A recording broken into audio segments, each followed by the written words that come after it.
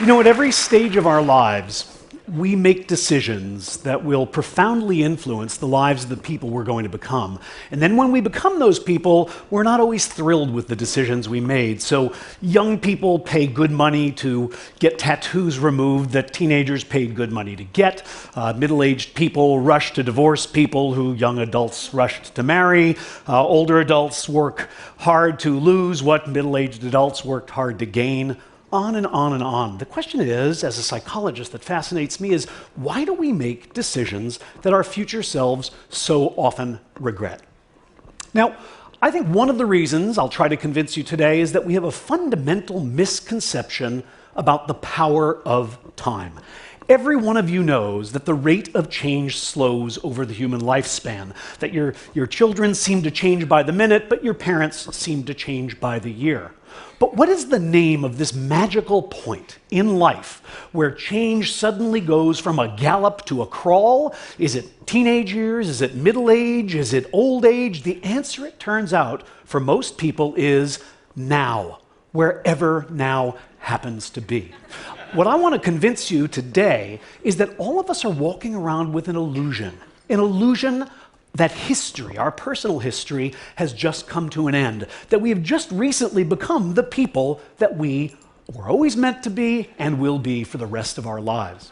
Let me give you some data to back up that claim. So here's a study of change in people's personal values over time. Here's 3 values. Everybody here holds all of them, but you probably know that as you grow, as you age, the balance of these values shifts. So how does it do so? Well, we asked thousands of people. We asked half of them to predict for us how much their values would change in the next 10 years, and the other is to tell us how much their values had changed in the last 10 years. And this enabled us to do a really interesting kind of analysis, because it allowed us to compare the predictions of people, say, 18 years old to the reports of people who were 28, and to do that kind of analysis throughout the lifespan. Here's what we found. First of all, you're right. Change does slow down as we age. But second, you're wrong, because it doesn't slow nearly as much as we think. At every age from 18 to 68 in our data set, people vastly underestimated how much change they would experience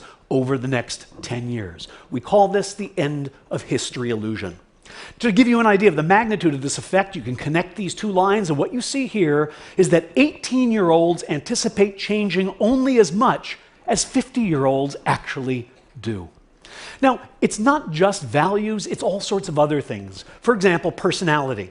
Many of you know that psychologists now claim that there are 5 fundamental dimensions of personality: neuroticism, openness to experience, agreeableness, extroversion, and conscientiousness. Again, we asked people how much they expected to change over the next 10 years, and also how much they had changed over the last 10 years. And what we found, well, you're going to get used to seeing this diagram over and over, because once again, the rate of change does slow as we age, but at every age, people underestimate how much their personalities will change in the next decade.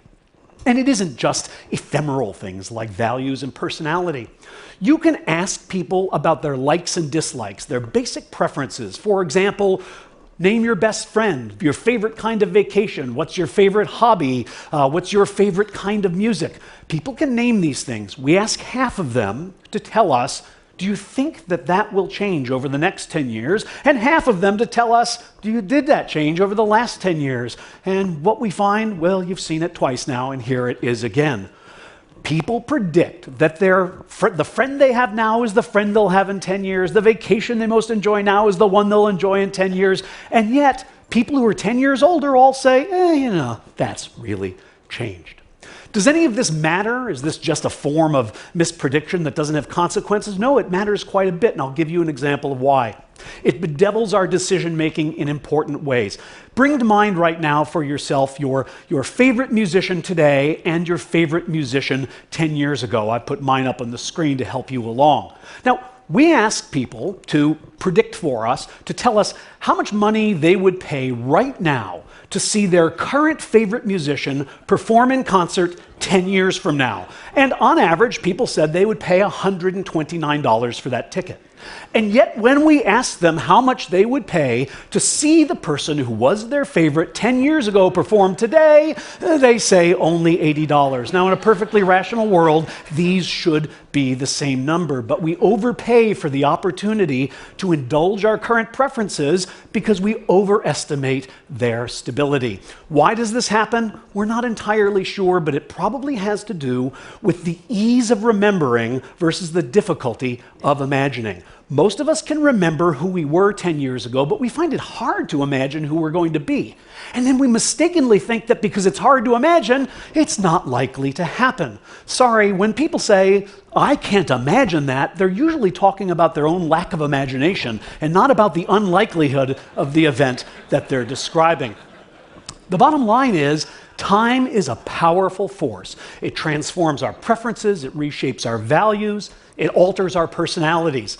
We seem to appreciate this fact, but only in retrospect. Only when we look backwards do we realize how much change happens in a decade. It's as if, for most of us, the present is a magic time. It's a watershed on the timeline. It's the moment at which we finally become ourselves. Human beings are works in progress that mistakenly think they're finished. The person you are right now is as transient, as fleeting, and as temporary as all the people you've ever been. The one constant in our life is change. Thank you.